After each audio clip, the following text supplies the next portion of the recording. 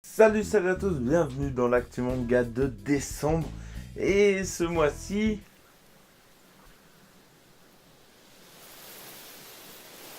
sérieusement pour ce mois de décembre, rien à se mettre sous la dent. Puisque voilà, c'est les fêtes de fin d'année. Les éditeurs privilégient les rééditions et les coffrets cadeaux bien évidemment. Et vu que moi je prends dans cette émission ni l'un ni l'autre et que je prends uniquement les mangas tome 1, et ben en fait il me restait pas grand chose, mais je vous ai quand même trouvé 3 mangas qui peuvent être quand même très intéressants.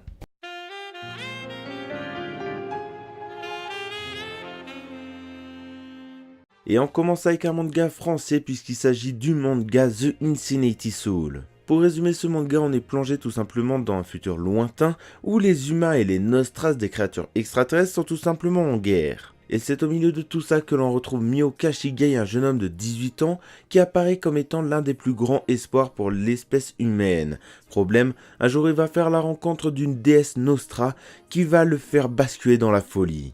Personnellement, je trouve que ce manga a un énorme potentiel, même si voilà, je sais pas trop comment l'expliquer, mais l'histoire m'intéresse énormément, puisque voilà, tout simplement, on se retrouve avec un personnage qui va se faire avoir par un personnage ennemi, alors qu'il était censé être le sauveur. Résultat, on se retrouve avec un personnage qui va être démuni de tous ses moyens, et je trouve ça toujours très intéressant de découvrir comment il va faire pour redevenir le personnage qu'il aurait dû être dans l'histoire et avoir l'impact qu'il aurait dû avoir sur le cours de l'histoire des humains et des Nostras.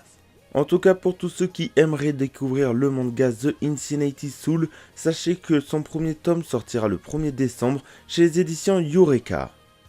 Pour le manga suivant, pensez à coucher les enfants puisqu'on va parler du seinen Conte graveleux de mon grand-père. Le principe de ce manga est plutôt très simple puisqu'on y retrouve, on va dire, des contes populaires de tout âge à une seule différence, c'est que le côté mignon qu'on y retrouve habituellement est remplacé par quelque chose de plus pervers et plus douteux, ce qui fait que ce manga m'intrigue énormément puisque voilà, je me pose quand même la question comment ils ont fait pour modifier les contes, on va dire, qu'on a l'habitude de connaître, par exemple la cigale et la fourmi, les Blanche-Neige et les 7 nains, et comment ils ont modifié tout ça de façon à faire en sorte que ce soit un peu plus pervers.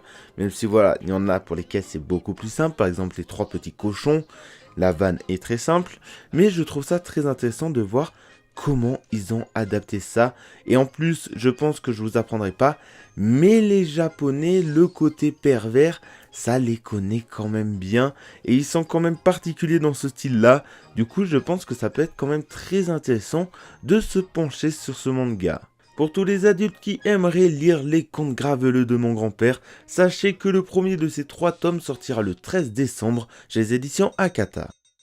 On finit avec le seinen qui m'intéresse énormément pour ce mois de décembre, puisqu'il s'agit du manga The Insanated Zone. Ce manga se déroule au Japon où une arme biologique appelée Z a totalement irradié une partie du pays, forçant le gouvernement japonais à prendre la décision d'isoler cette zone abandonnée. Mais le problème, c'est qu'au milieu des débris se trouvent des survivants qui vont devoir être livrés à eux-mêmes pour survivre, puisque le gouvernement les a enfermés et les a abandonnés. J'adore de plus en plus ce style de manga, les mangas de survie tout simplement. Et là encore une fois on se trouve dans un univers totalement apocalyptique. Du coup c'est toujours intéressant de découvrir comment un mangaka a mené sa patte au fait que voilà, c'est un univers ultra classique. Puisque voilà, on a eu énormément de mangas notamment après la Seconde Guerre mondiale où des zones sont totalement irradiées par des bombes nucléaires. Bon, là c'est une arme biologique qui n'existe pas dans la vraie vie et heureusement. Et on va découvrir les effets qu'elle apporte sur les êtres humains, on va découvrir ce qu'elle produit sur l'environnement et je trouve ça totalement intéressant et du coup je me dis que ce manga peut valoir le coup. Pour tous les fans d'univers apocalyptique et qui aimeraient découvrir le manga The Insulated Zone, sachez que le premier de ces 8 tomes sortira le 12 décembre chez les éditions H2T. C'est la fin de cette vidéo, j'espère qu'elle vous a plu. N'hésitez pas comme d'habitude à me dire en commentaire de cette vidéo les nouveautés manga qui vous intéressent pour ce mois de décembre. Et marquez aussi en commentaire quelle est votre liste au Père Noël manga pour cette année.